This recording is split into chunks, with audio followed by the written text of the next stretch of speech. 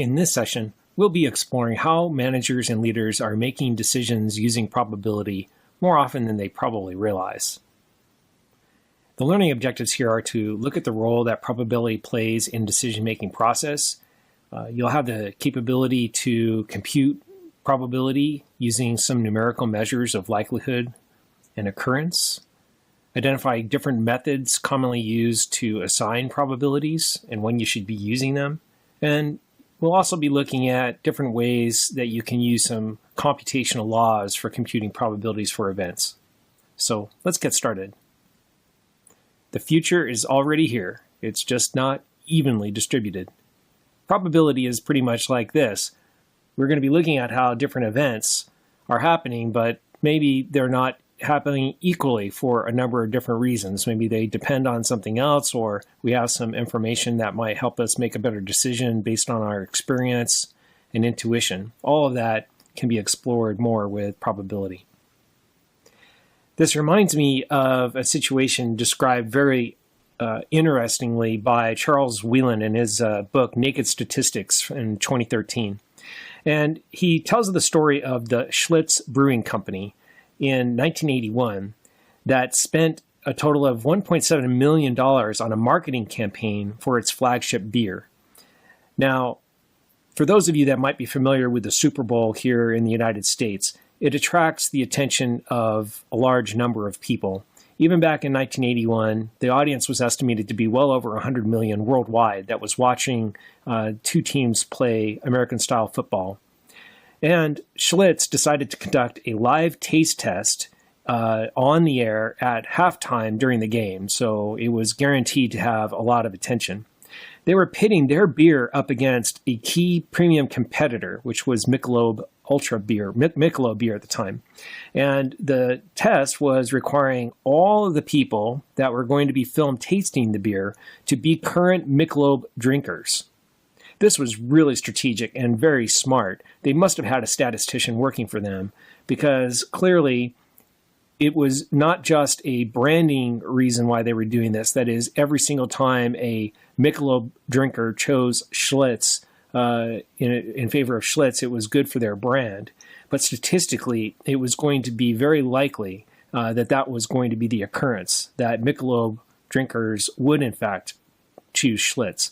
Not because the beers actually taste all that much better than each other. In fact, that's what they were banking on. It's very, very difficult in this class of beer to tell one drink different from the next.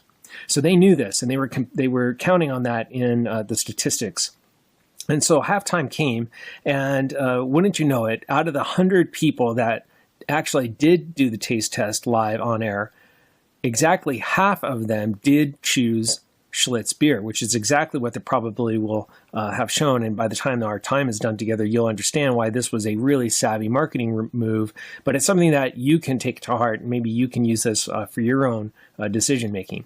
We'll also be looking at in future sessions why the probability for this to come out any other way was very, very unlikely. So it was actually a pretty safe bet on the part of Schlitz to make this marketing move.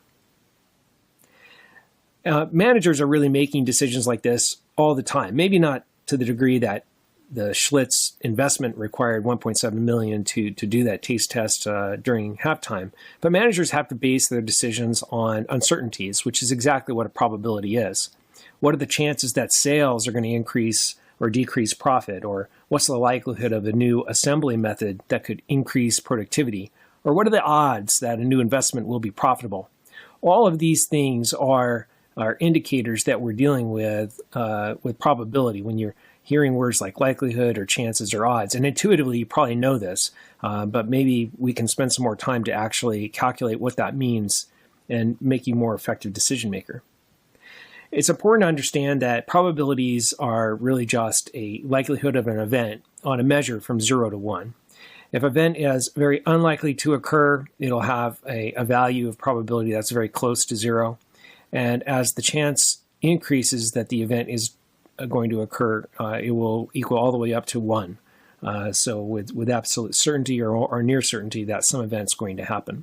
So this is the way that we're going to be talking about probabilities always ranging between 0 and 1. The process of actually getting an outcome is known as an experiment in this literature, in this domain of statistics. So a process that generates an outcome, well, that was an experiment that sort of created a result. You can think of an experiment as a coin toss. So very simply, one side or the other, the outcome is an experimental outcome of the coin toss being up one side or the other. Or the roll of a dice could have a standard six-sided dice or die is going to have 6 numbers possible. A sport team winning or losing or possibly tying would be common outcomes for some kind of a sporting event, something being defective or not, a customer making a sale or a purchase or not, or we have our Schlitz example here, some preference over brand A versus B. All of these are going to be experimental outcomes in this literature or in this domain. Now, when we are conducting the experiment, those outcomes are defining our sample space. So when we roll a standard 6-sided die, the sample space is 1 to 6. Or if a customer is making a sale or not, sample space would simply be that. Brand A or B would be the sample space in that taste test. Now, this is useful information and probably intuitive, but we want to go a step further to sort of define how probability literature looks at these experimental outcomes. So if you have two customers in your store, what are the possible sales outcomes? So you have 2 customers, customer 1 and customer 2, and what is it that they could do? Well, each customer could buy something. So that would maybe be the outcome of an experiment. Perhaps only one customer, the first customer, buys something and the second does not. The other option next would be the first customer doesn't and the second customer does. And then lastly, there might be no sale from either. These are multi-step experiments, meaning that we had to pay attention to the outcome or something that the first customer did and then the second customer did. And there are 4 total experimental outcomes from this analysis that can occur. And I want to actually show you what we mean by these 4 experimental outcomes. So when we see that there could be a sale in both cases, that's one possible outcome. The case that the first customer bought and the second didn't, again, first customer didn't, second did, and then there's no sale. That breaks down into this sort of a mapping of probability. If you look carefully at the graphic, you can see that the opportunity for there to be 2 sales, that is both the first customer and the second customer purchase something, is only once. That's the only time that you see 2 green sale lights coming on. Now, there's actually 2 ways that there was only 1 sale. There could be the first customer that made the sale and the second didn't, or it could be the first customer didn't, the second did. So for one sale of some kind, there's actually 2 ways that could happen. You can see that over here. 2 are the 4 outcomes. And then finally, lastly, of course, there could be no sale, just like the condition in first, there's 2 sales. So this is probably obvious and very intuitive, but obviously as we start to look at more complex situations, what seems intuitive right now starts to get sort of convoluted and sometimes confusing. So keep this simple situation in mind. And then obviously we can sum that up and we can see, just as we said, probabilities, all the possible options are actually going to be summing to 1.0, meaning those are all the things that could possibly occur in a set of experiments. That's what the sample space is basically showing us. It's the result of all the outcomes.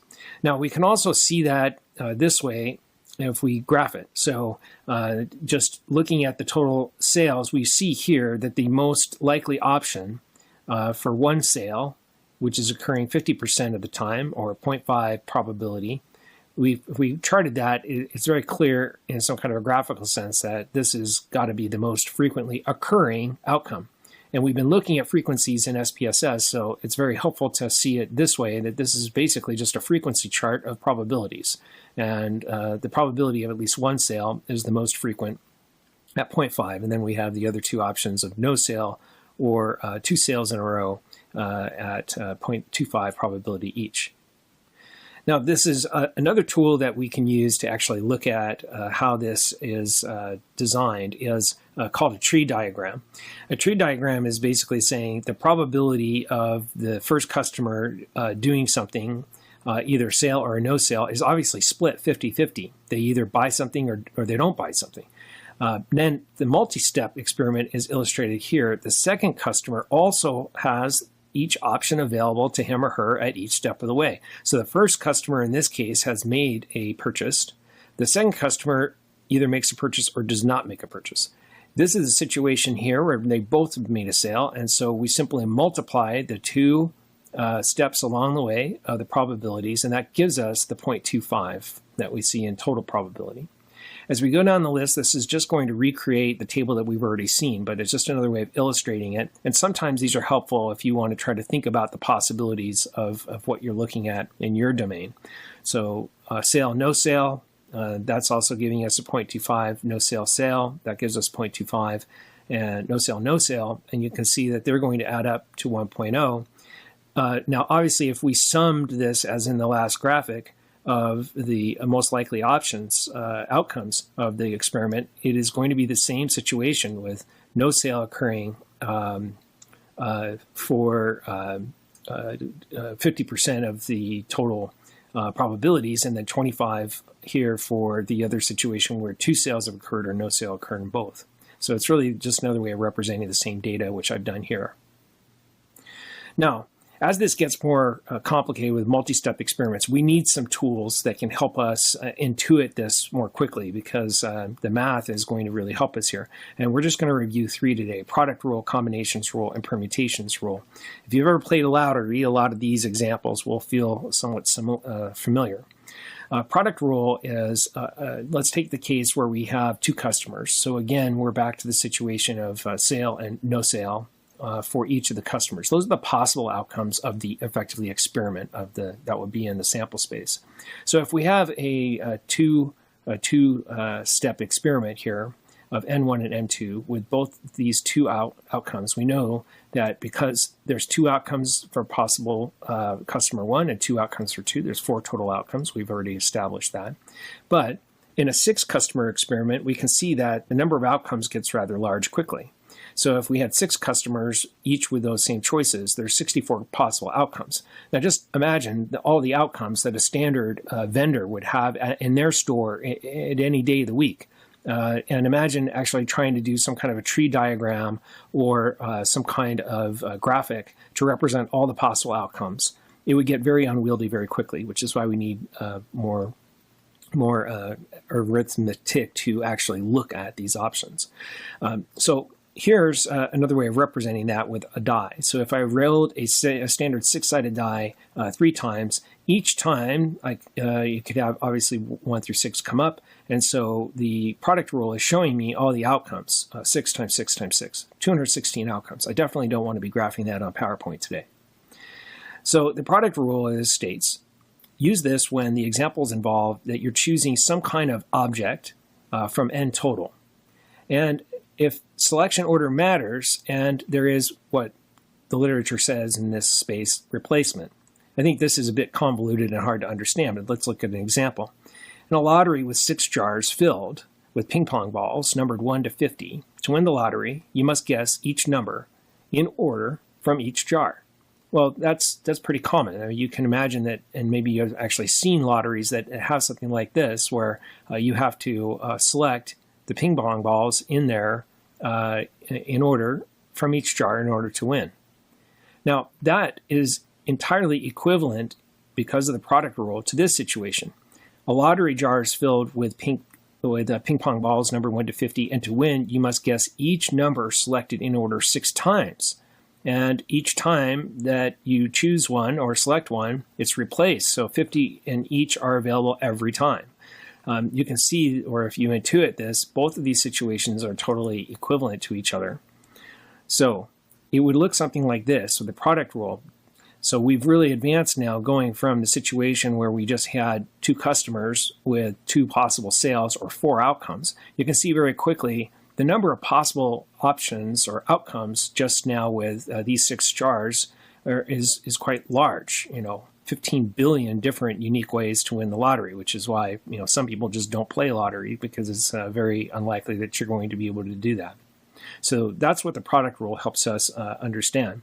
As another illustration here for the product rule, when you want to guess which item out of 50 in a store aisle, for example, that a customer is going to select, And each customer has the opportunity to select all 50 items. That would be an option to use the product rule to help understand how many permutations there are or options there are. Similarly, if you wanted to guess which item out of 50 in a store aisle the customer is going to select 6 different times, each time the customer has the opportunity to select all 50 items, it would very much be equivalent to this same situation. There's going to be 15,625 million different product combinations that could be chosen. So you can see why market researchers get paid the big bucks. So next rule that we want to look at is a situation of combinations rule. Combinations are used when you're choosing some kind of object from some total. Now, in this case, the selection order does not matter. That's different than the product rule before, where the selection order did matter. And there's no replacement. Let's see what that means as an example. In this lottery now, the jar is filled with ping pong balls 1 to 50. And to win the lottery, you have to guess the 6 numbers selectively, but this time in any order. So each time that a ball is selected, it's removed. That would be also equivalent to this situation. Guess which item out of 50 in a store aisle a customer is going to select 6 times. And each time the customer selects an item, it's no longer available. So before I reveal the answer, and maybe you haven't looked at the slides, do you believe that this situation would produce more or less combination of options compared to the product rule, where in the product rule, selection order did matter? Well, if you guess that there would be fewer, then you're definitely following along. Here's the different notation here to get this answer. But here we're going to use something called factorials. So this is a situation where you have 50 factorial, and we're going to have that divided by 50 minus 6. These are the 6 different guesses, and every time that we made the guess, it was removed. And so what the notation here is saying is we take the total number of possible ones, 50, and we're going to subtract the 6 guesses, and they're not replaced, and so I get to remove them. This is really fortunate because it's definitely going to help me reduce this. Once I work it out mathematically, we can actually reduce the numerator by this denominator, thank goodness, because it would be otherwise an enormous number to calculate. So by reducing that and taking out 44 factorial from the numerator, it reduces down to this. We're just left with these numbers here after we've taken out the 44 factorial, and then you have the 6 factorial. And that all boils down to, still, it's a rather large number. There's 15,890,700 different ways that you could, say, guess the item that the customer is going to select, or effectively the customer has that much to think about as they're going through the aisle. Or if you're playing the lottery there, you have that number, 15 million different combinations to guess the lottery correct. But you can see that we've definitely improved things in terms of our probability or our odds compared to the product rule, because there was, in this case, it was removed. And so we're dealing with factorials instead of the 50 times 50 times 50 times 50, which the product rule showed us. All right, combination rule is also in play in this situation here. If you have any 2 of 5 products and you inspect them for defects, and once the item is inspected, it's removed, and a different product must be inspected, that's very, very similar to the situation that we just were. So we get to use the combination rule here. So this is definitely a situation where you might see something in a quality kind of inspection situation. So it would be written like this. You have 5 products. Of those 5 products, we're going to be removing 2, and it is factorial. And we know now that we're going to be able to reduce that from our numerator, so that leaves this situation here. 2 came away from the 5, leaving us 3 factorial. I see it right here, 3, 2, 1. That's definitely 3 factorial. And then I have my 2 factorial, 2 times 1. So once I worked all that math out, I'm going to get something like this. There's 10 different unique ways that products could be selected for inspection. So this is a practical business situation where you can use the combinations rule to figure out, how many different combinations there might be, perhaps in an inspection routine. Now, last rule we're going to look at is the permutations rule. This is the one that you want to use when you're choosing objects from n total. And selection order does matter, and there's no replacement. So this is a little different than the situation we had before. This would be a lottery that's filled with ping pong balls, 1 to 50, And to win that lottery, you have to guess all 6 numbers in the exact order. Each time ball is selected, it's removed. There's only one way to win. You have to select all 6 numbers correctly and in the correct order.